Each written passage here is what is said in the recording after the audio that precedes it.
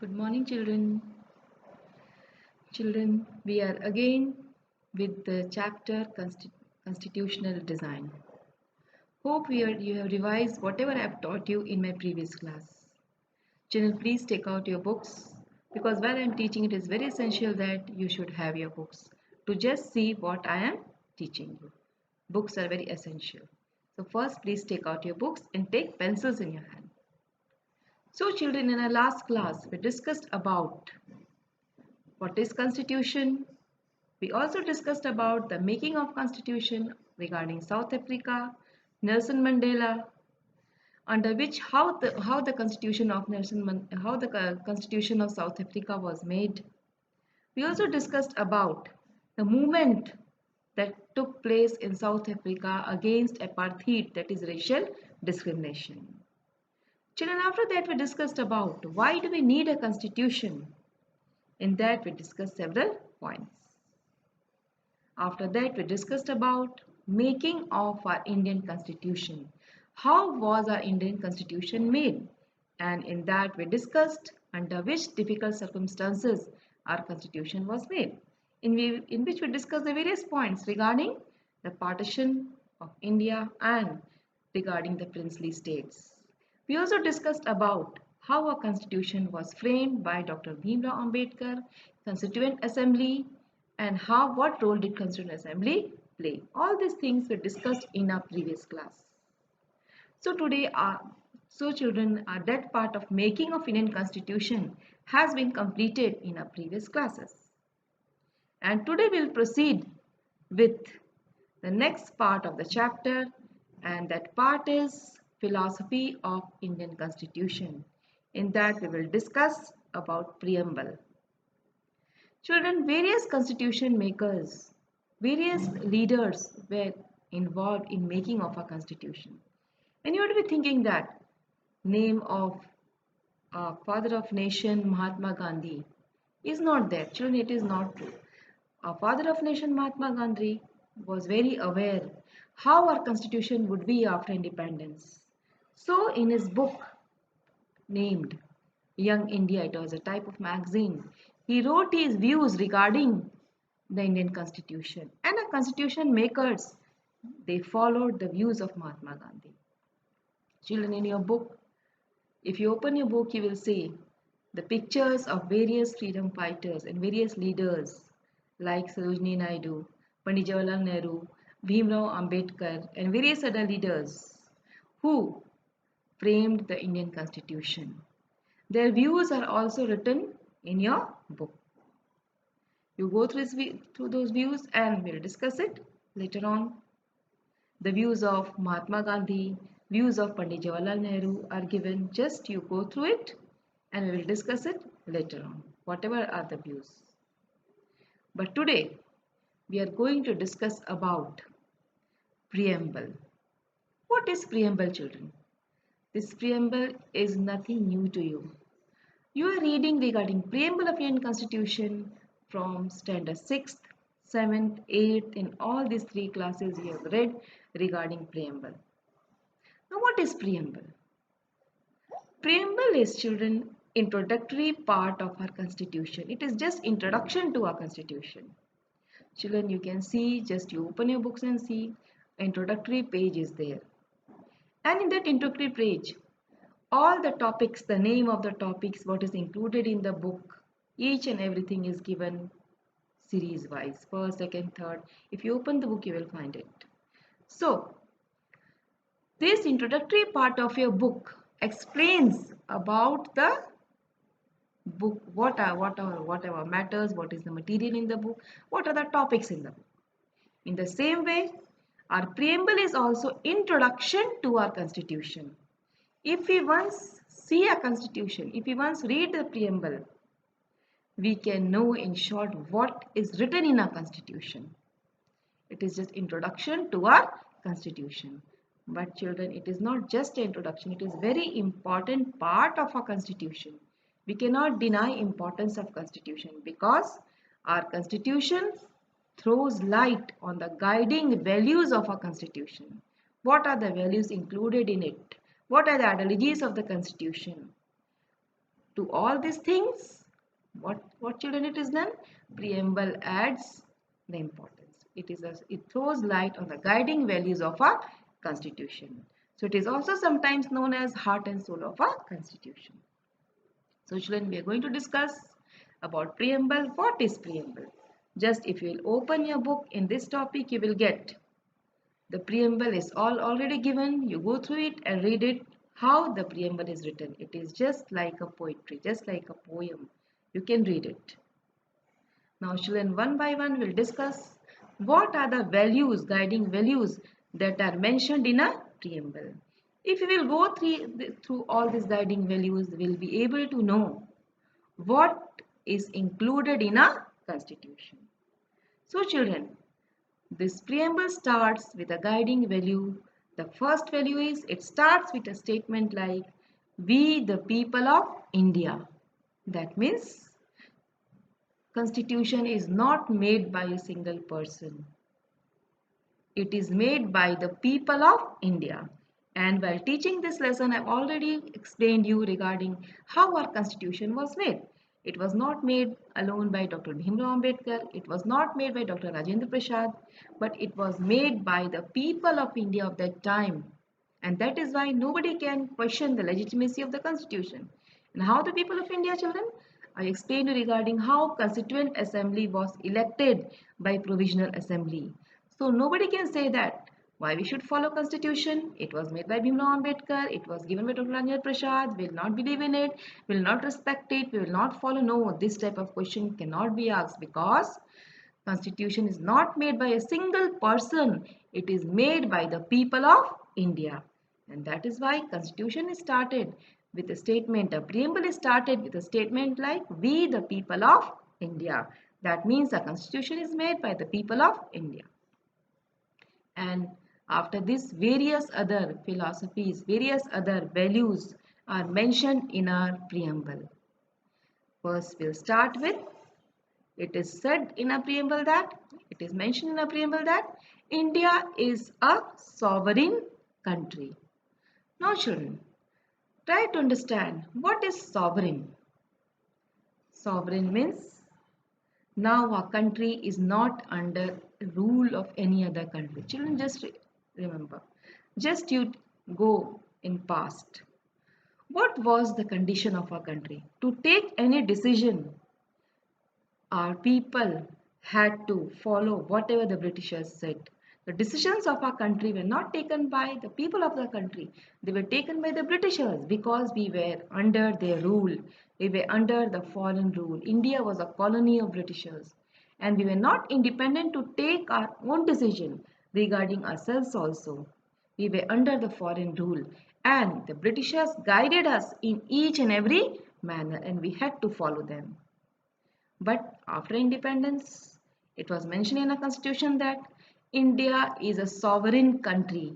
Now, no other country will interfere in any internal matter of our country.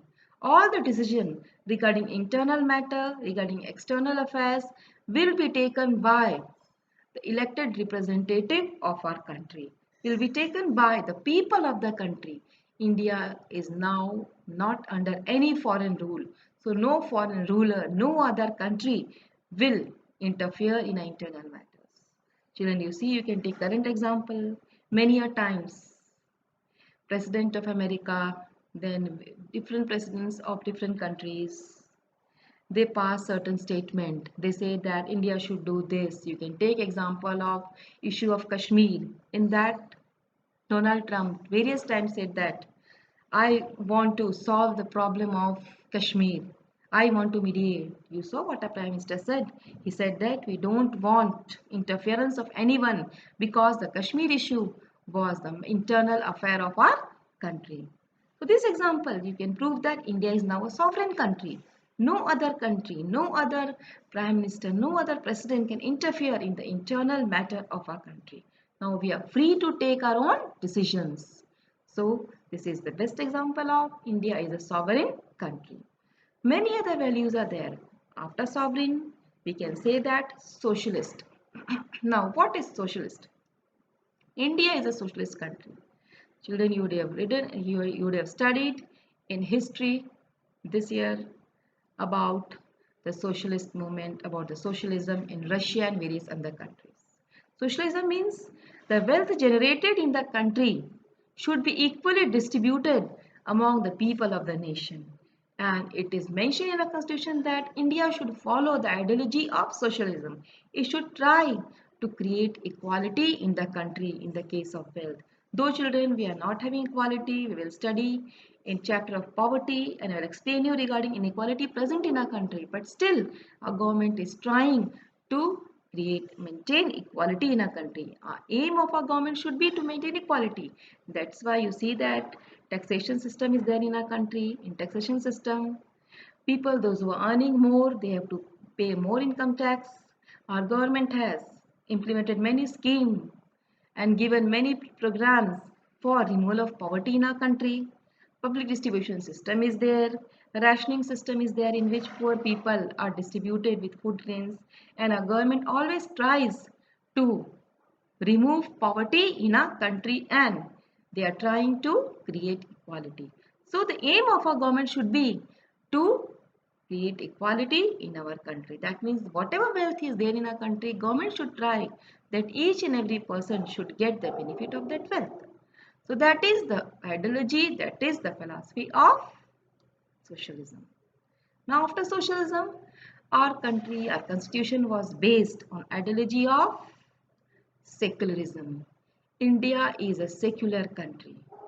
Now the secularism also I think all of you know very well. Secularism means in our country there is no state religion. Like you say in Sri Lanka it is said that Buddhism is a national religion. In various other countries, they follow Christianity. In Pakistan and Arab countries, they have declared that they are Islamic nation. But India, you see, we never say that we are a Hindu state. In our country, equal respect is given to all religion. Our government cannot discriminate anyone on the basis of religion. Equal respect should be given to every religion. And every individual has got the freedom to profess and practice his own religion. So we can say that India is a secular country where each and every religion is being given equal respect. After secular, the, the next ideology is justice. Justice means in our country, you know that courts are there, Supreme Court, High Courts, a judiciary system is there, and various other forms of justice are there. So in our country, justice is equal for both poor and rich. If a poor person has done any crime, he will also get the same punishment as a rich gets. Rich and poor both are treated equally, both are given equal justice. And the best example is you see that our many leaders who were past chief ministers of our country, they are in jail because they had done certain crime and they had been, if it was just proved. So justice is same for rich and poor. Everyone is being given equal justice, either they are rich or poor. This is known as justice. Everyone should be treated equally. Now after justice, the next point is, the next philosophy is equality. In our constitution, it is written that nobody will be treated unequal. Nobody will be discriminated on the basis of caste, creed and color. And we will just practice equality in our country. Children, after equality, the next philosophy is democratic. Democratic, there is nothing to explain in that. Children, you already know very well that India is a democratic country in which the representatives elected by common people, they rule the country. Our prime minister or other chief minister or other MLAs and MPs, they are not appointed children, but they are elected by whom? By us. So we see that India is a democratic country. After democratic, republic. India is a republic country. That means the head of our country, the head of our state, that is the president, the head of our government, prime minister, all these people, they are not handed over, they are not monarchs, they are not a hereditary ruler, but children, they are elected by us, they are elected representatives, they are elected by common people, by public, and that is why I say that India is a republic country. Then after republic, we have liberty. Liberty means in our country, everyone has freedom of speech, freedom of expression, whatever he wants to say, whatever he wants to do. Though certain limits are there, but then also We have the right to liberty. That means in our constitution it is mentioned that liberty should prevail with the people living in country. Now children, after liberty, the next ideology, the next philosophy is fraternity. Fraternity means brotherhood. That means the people living in our country, we should live together peacefully like brothers. We should not fight with each other. We should have unity in ourselves so that our country can develop. And we have achieved independence after a long struggle. And if we will fight with each other, what will happen? Our country will never develop. We will not prove example. We cannot set example with other countries. So children, these are the certain philosophies, certain values which are mentioned in the preamble. And these values are very important. So these are the certain values that we have discussed. All these things we have read in your previous class also, and just we have revised once again. Now children, this is a part of the chapter. Now we'll just conclude the chapter with the last part, and that part is institutional design. Now what is this institutional design, children? Institutional design means whatever is mentioned in the constitution, whatever is written in the constitution, it is not just mere a piece of paper. All the things that we discussed just now, equality, fraternity, everything, it is implemented in our various institutions. Now children, what are the institutions? Institution means working institutions like legislatures, executives, then you can say judiciary, then various other institutions that are working in our country. That means, suppose you can see that functions of prime ministers, functions of president, how a president is elected, various things. We don't have to go through any novel or nobody will direct us. All these things are mentioned in our constitution. And whatever is mentioned in the constitution, it should be implemented in our institution. Our institution works according to the rules and regulations which are mentioned in our constitution. Our Lok Sabha, Rajya Sabha, our chief minister, prime minister, each and every person, they have to refer the constitution. That means we can say that our constitution puts a limit to the powers of the different representatives. That means prime minister also knows what are his limits. Chief minister can also know what he has to do, what he has not to do, how Lok Sabha can work, how Rajya Sabha can work. All these things are mentioned in the constitution and we have to follow it. So we can say that constitution is not mere a piece of paper. Whatever is mentioned in the constitution, everyone has to follow. And this is known as institutional design. Now children, I think you would be aware of the term amendments. Now what are these amendments? You have studied in class 8th also. Amendments means additions which are done to the constitution according to the changing time. Now children, you know that a constitution was made before many years. At that time, a society was different. But now, development has taken place. Mentality of people have changed. Different changes have come in the society. And it is the demand of the society that certain amendments and changes should be done in a constitution. At that time, certain things were considered right, but now those things are considered outdated. They said that in this environment, this thing is not being set. So for this purpose, what is required? Constitutional amendment should be done. And this constitutional amendments cannot be done by a single person. A prime minister or chief minister or a president cannot do any additions or any changes in the constitution alone. For doing these amendments, what is required, children? The elected representatives in Lok Sabha, in the parliament of the state, in the assemblies, in the central assembly, in the state assembly, it has to be discussed, it has to be passed, just like how does a bill become a law. And after that only amendments can be done. Maximum state it has to be discussed and then these additions can be done. So amendments is not an easy task. For doing amendments, a lot of discussion and debate has to be done. We can take example of the different amendments done in a constitution like the Triple Talaq Bill. In past, Triple Talaq was not considered bad. It was written in the Muslim law. But in the changing times, the Muslim women demanded that this law should be changed. And you know what has happened recently? Constitutional amendment has been done, and now triple talaq has been considered bad and it has been totally banned. So there are certain amendments which are done in a constitution, and these amendments can be done by discussion and debates and by the assemblies in our country and by parliament. So children, today we have discussed about the philosophy of the constitution, about preamble, we have discussed about the guiding values of the constitution. So from this part of the chapter, various questions like discuss what is preamble, what is importance of preamble, this can come, and also it can come regarding write a note on the different guiding values of the constitution. In that children you have to discuss differently regarding secularism, then fraternity, all these values you have to discuss. So children, we have concluded this lesson. In the next part, in my next lecture, we'll just revise this chapter. We will just revise whatever I have taught you, and I will give you certain questions which are asked in your exam. So children, thank you. We'll continue in the next class.